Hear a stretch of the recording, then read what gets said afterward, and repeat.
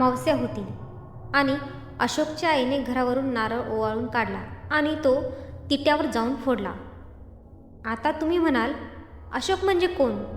अशोक हा 25शीतील मुलगा, पातळ केस, उंच बांधा, रंग गोरा पान, दिसायला देखणा आणि हुद्द्याने तलाठी होता. आई व वडिलांची अभिमानाने मान त्याने आपल्या कर्तृत्वाने उंचावली होती आणि ह्या गोष्टीचा त्या दोघांना खूप गर्व होता. त्यामुळे गावातील लोक त्याला आपुलकीने मान देत असे. त्याचे आईवडीलही गरीब परिस्थितीतून वर आलेले होते.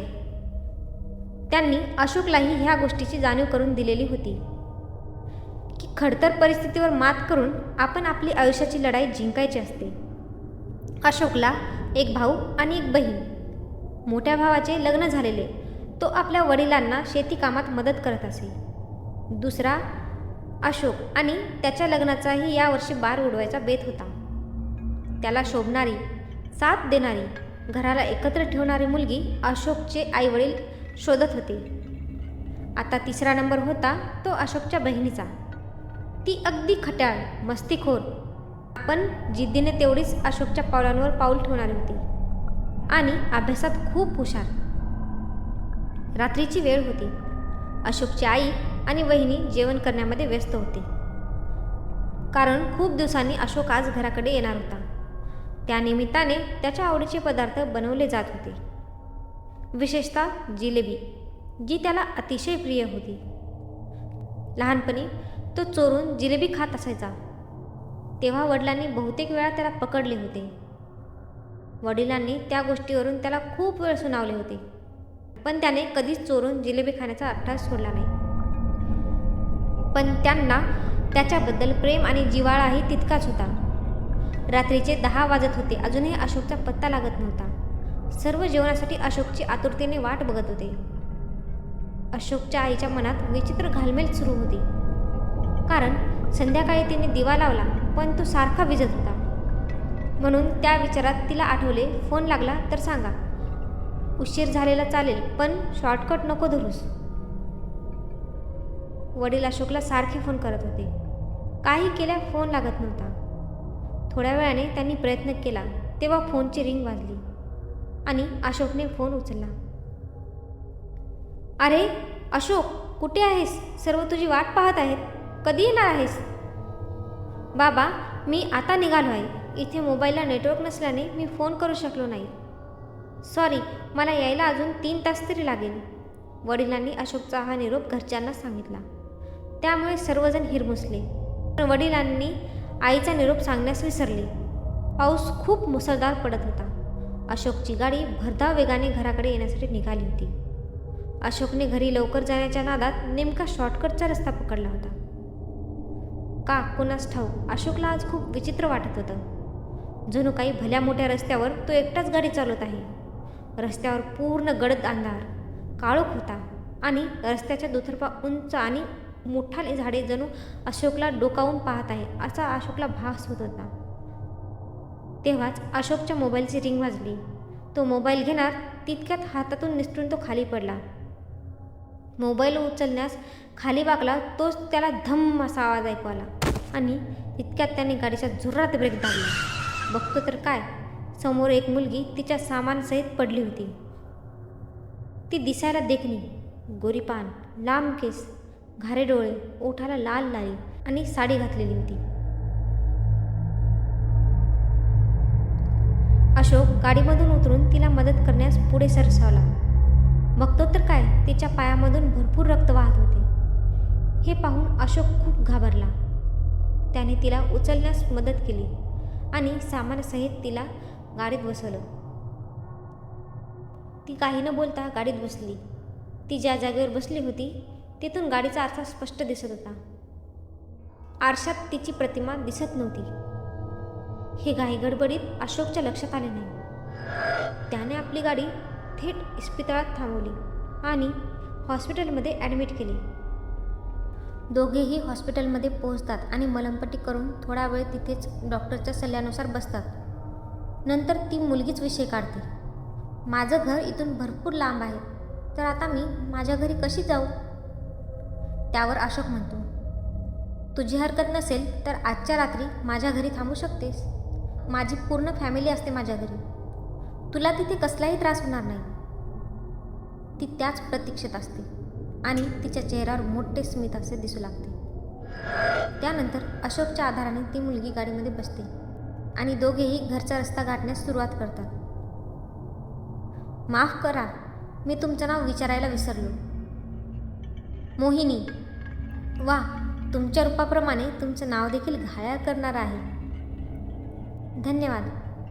तुम्ही पण खूप चांगले आहात. नाहीतर एखादा असता तर माझ्या मदत करण्यासाठी पुढे सुद्धा आला नसता. अशोक विचारतो, तुम्ही कुठे राहता?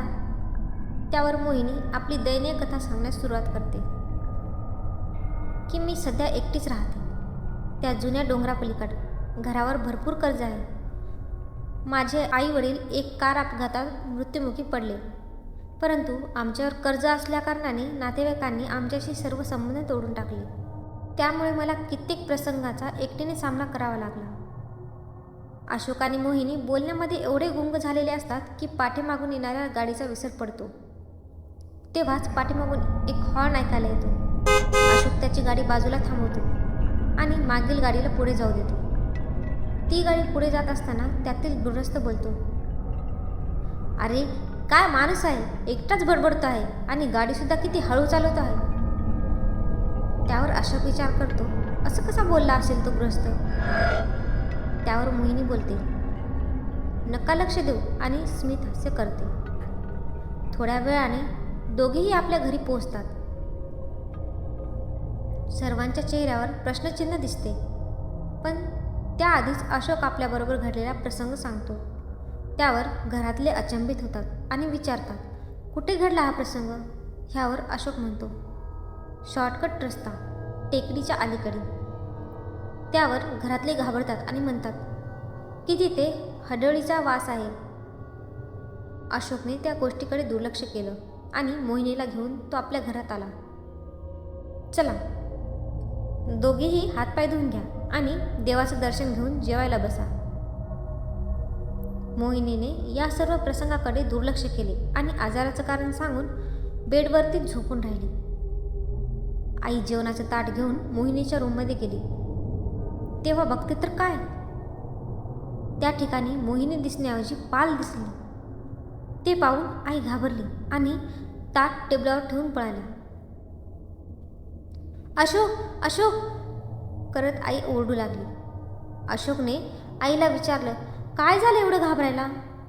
तेव्हा ती म्हणाली, अरे मोहिनी त्या रूममध्ये दिसत नाहीये, तिच्याऐवजी मला एक भली मोठी पाल दिसली.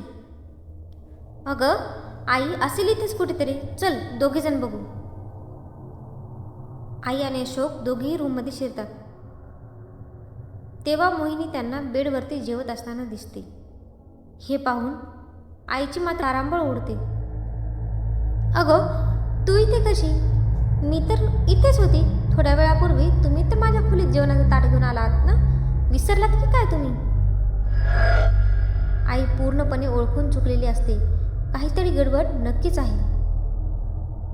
ती काही न बोलता तिथून निघून जाते. आई जेवून झोपायला जाते, तरी पण तिच्या मनात शंकेची पाल चुकचुकत असते. म्हणून ती एकदा मोहिनीच्या रूममध्ये बघण्यास जाते. तर काय, मोहिनीने तिचे मूळ रूप धारण केलेले असते. हा घडलेला प्रकार सगळ्यांना सांगायला जाते. बघते तर काय, मोहिनी मुलीचं रूप घेऊन सगळ्यांसमोर गप्पा मारत बसलेली असते.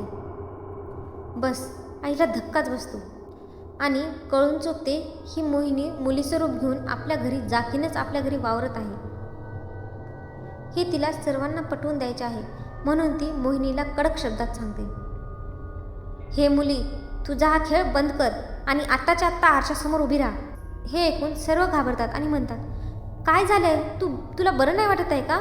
मोहिनी आरशासमोर उभी नाही राहणार ह्याची खात्री तिला असते. म्हणून ती सर्वांना विश्वासात घेऊन गुरुजींना फोन लावते आणि आपल्या घरावरील घडलेला सर्व प्रकार सांगते. हे ऐकून गुरुजींना सुद्धा जाकिनीनेच घरात प्रवेश केला आहे ह्याची खात्री पटते. काही तासानंतरच गुरुजींचे घरी आगमन होते. गुरुजी जसे घरात प्रवेश करतात त्याची चाहूल मोहिनीला लागते. घरात प्रवेश केल्यानंतर गुरुजी काही मंत्र बोलण्यास सुरुवात करतात. तेव्हा मोहिनी हळूहळू आपले मूळ रूप धारण करते. तिचे ते मूळ रूप बघता घरातील सर्वजण घाबरतात. तेव्हाच गुरुजी तिला प्रश्न विचारण्यास सुरुवात करतात. मला माहीत आहे तू जाकी नाहीस ते. मला सांग, तू इकडे का आणि कशासाठी आले आहेस? प्रथम मोहिनी काही सांगायला नकार देते. गुरुजींच्या शक्तिशाली मंत्रापुढे मोहिनी सगळं सांगण्यास सुरुवात करते. खूप वर्षांपूर्वी मला मुलगा बघण्यास मी आणि माझी आई बाबा आम्ही तिघेही गाडीने जात होतो. आम्ही सर्वजण खूप खुश होतो. बऱ्याच वर्षांनी आमच्या घरात शहनाई वाजणार होती. माझे आई वडील खूप चिंतेत असायचे, कारण काही केल्या माझं लग्न होत नव्हतं. थोड्याच दिवसात मला शहरातून एका चांगल्या मुलाची मागणी आली. त्यांना आमचं स्थळ खूप आवडलं. त्या दिवशी अमावस्या होती. आम्ही तिघेही मुलाला बघण्याकरिता निघालो. रात्रीची वेळ होती. गडद अंधार, त्यात सोसाट्याचा वारा आणि मुसळधार पाऊस. लवकर शहरात पोहोचण्यासाठी माझ्या वडिलांनी शॉर्टकटचा रस्ता निवडला. पण पुढे काय होणार होतं याची आम्हाला थोडीसुद्धा कल्पना नव्हती. त्या दिवशी एका कार अपघातात आम्हा तिघांचा मृत्यू झाला. माझी सगळी स्वप्न धुळीला मिळाली. मला खूप वाटायचं माझं लग्न व्हावं, माझं स्वतःचं घर असावं. माझं अर्धवट राहिलेले स्वप्न मी पूर्ण करण्यास इकडे आले आहे. त्याशिवाय माझ्या आत्म्याला शांतता नाही लाभणार. हे बघ, तू जाखी नाहीस आणि मी तुला ह्या घरात प्रवेश करू देणार नाही. तुझं अर्धवट राहिलेलं स्वप्न मी कधीच पूर्ण होऊ देणार नाही. तेव्हा तू इथून निघून जा. काही केल्या जाखीन इथून जात नसते. शेवटी अशोकची आई जाखीन म्हणजेच मोहिनीपुढे खूप विनवण्या करते. तुझ्या बाबतीत जे घडले त्याचा आम्हाला खूप खेद आहे. असं तुझ्या बाबतीत नको व्हायला होतं. पण आता तू एक जाखीन आहेस आणि तू आता कोणत्याही प्रकारचं नातं पृथ्वीवरच्या माणसाशी जोडू शकत नाही. कृपया करून माझ्या अशोकचा पाठलाग सोडून दे. एक आई आज तुझ्या पुढे भीक मागते आहे. एक आईच सर्व समजू शकते, तुझ्या इच्छा, आकांक्षा. हे ऐकल्यानंतर जाखीन म्हणजेच मोहिनी हिला आपल्या आईची आठवण येते आणि ती अशोकच्या आईचे ऐकते आणि लगेच ते घर सोडून निघून जाते. काही वर्षांनी अशोकचे सुद्धा लग्न होऊन तो आपला एक सुखी संसार थाटतो.